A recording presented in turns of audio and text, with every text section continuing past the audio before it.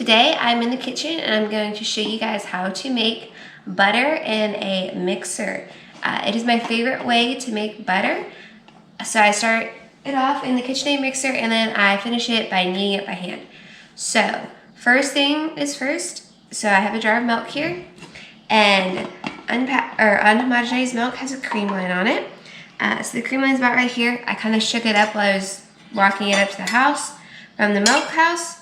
So it's not quite as clear, but it's usually a very straight, significant line.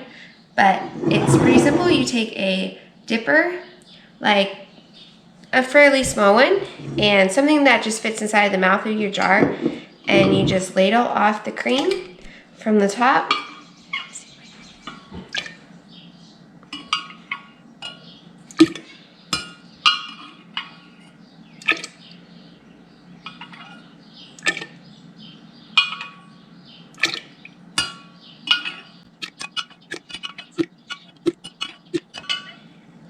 So you can see in this scoop, there's a little bit of lines in there, so that means there's milk in there.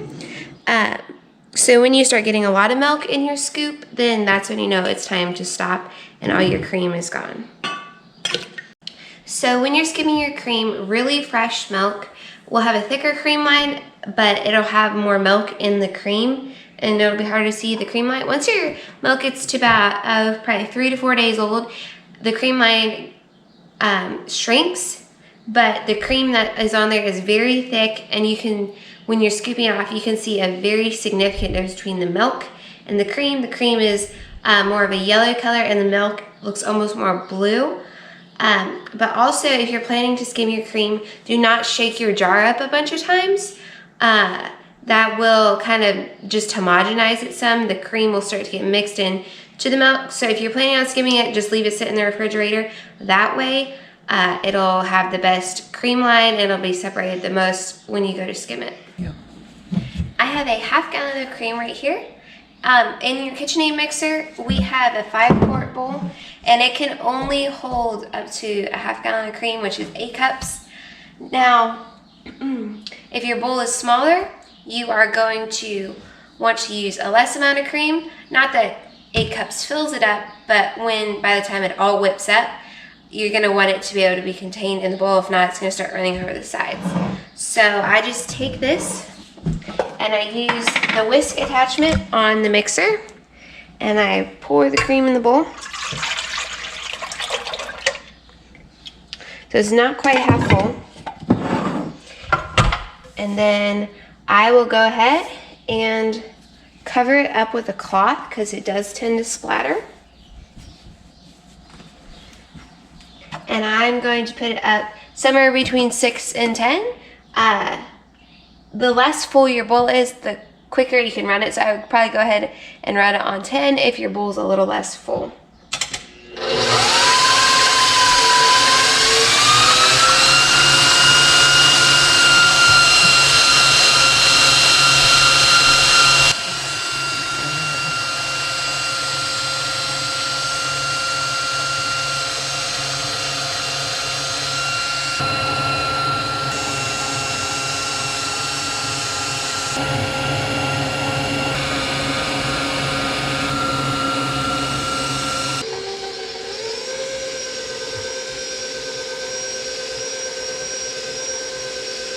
So the butter has been in the KitchenAid for probably about 30 minutes, I think. And so it'll start out as cream, and it'll rise to whipped cream it'll be close to the top of the bowl, and then it will start to fall again. And the farther it falls, it looks just a little more chunky and just maybe even more grainy. And then it'll turn into little butter clumps, and you're not gonna wanna stop at the little butter clump point. If you try and knead it at this point, it's gonna be super soft butter. You're gonna want it, you can even turn the mixer down low, and you want it to form into big chunks in your mixer where it's really clear between a big yellow chunk and buttermilk. So we're to this point now. You can see the yellow butter, and I'm just gonna pour it into my colander here. then I'm gonna get it out of the whisk attachment. You can see it's a nice firm butter.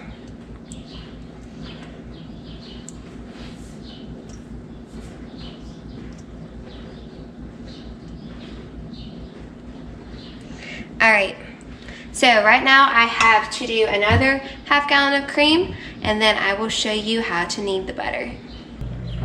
So the butter is now made, and I dumped it into the colander, and the buttermilk drained off. You can see it is in the dish pan there underneath it. So I'm gonna set my butter in the sink, and if you wanna save any buttermilk, go ahead and do so at this point. Just pour it into a jar and put it in the refrigerator.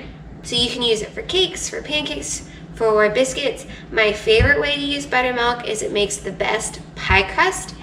So this is not the same thing as cultured buttermilk, but it's called the same thing, but cultured buttermilk is actually just milk that you stir a culture into. So don't think it's gonna act the same way as normal buttermilk you buy at the store.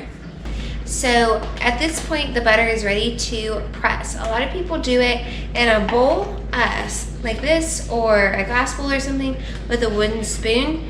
Now, I used to do that for years, and I did not like the way my butter turned out. So I found a way, the best way for me to do it is to knead it by hand underneath running cold water, and it gets the most buttermilk out of the end product. And so I will show you how I do that. Okay, make sure your water's cold. If it's hot, it's gonna melt your butter. So I just take it and I pick it up in my hand, and I get it all in a clump. I turn my water down so it's kind of trickling, and I just take my butter and I just kind of break it and press it underneath the cold running water.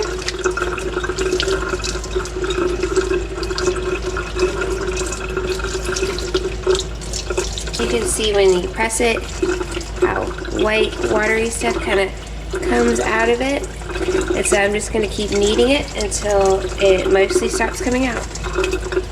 Pretty much no matter how much you knead it, you won't ever get it to come out. You can get most of it out, but not quite all of it out. Kneading is definitely the best way to get most of it out. So there's another video on our page that shows we used to use a Ninja blender. That does work, but I found that sometimes the blender and the higher speed that it processed the cream at, it made it more of a greasy texture, which I wasn't crazy about. So I find the KitchenAid will definitely give it more of a firm texture, which I like better. And also kneading it with a spoon, like I said, you will have more buttermilk in your end product.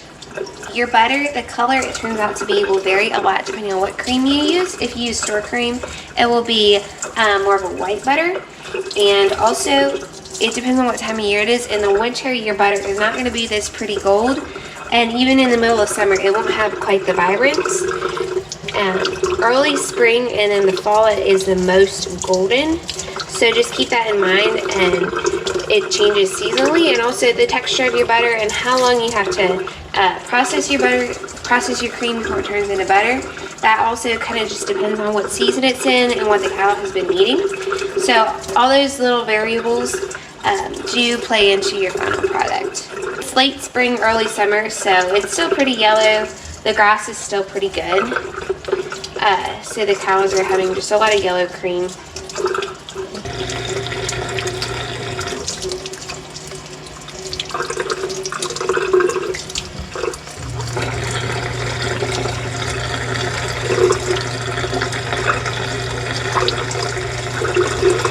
Alright, so I've been out here kneading the butter, and I'm done kneading it, and now it's time to add the salt. So I'm just going to make my bowl a little bit wet so it doesn't stick too bad to it. So my scale is zeroed out, and I just like to weigh my butter so I know how much to salt it.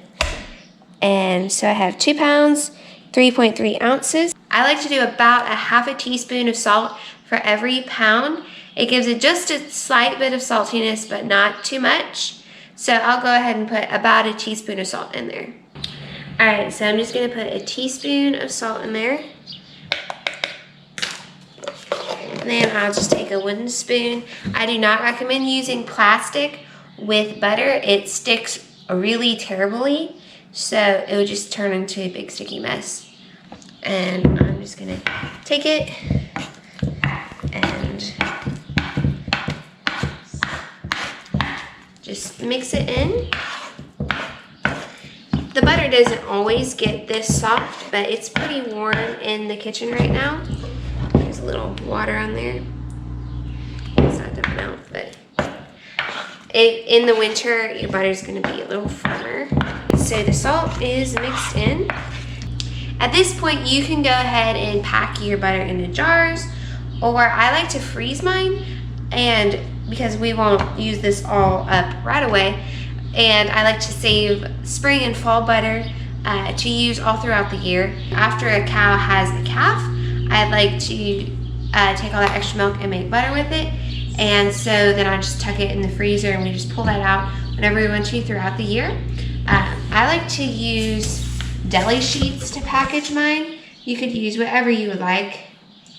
And I just go ahead and I'll put probably about 6 ounces on there. There we go. And that should be good.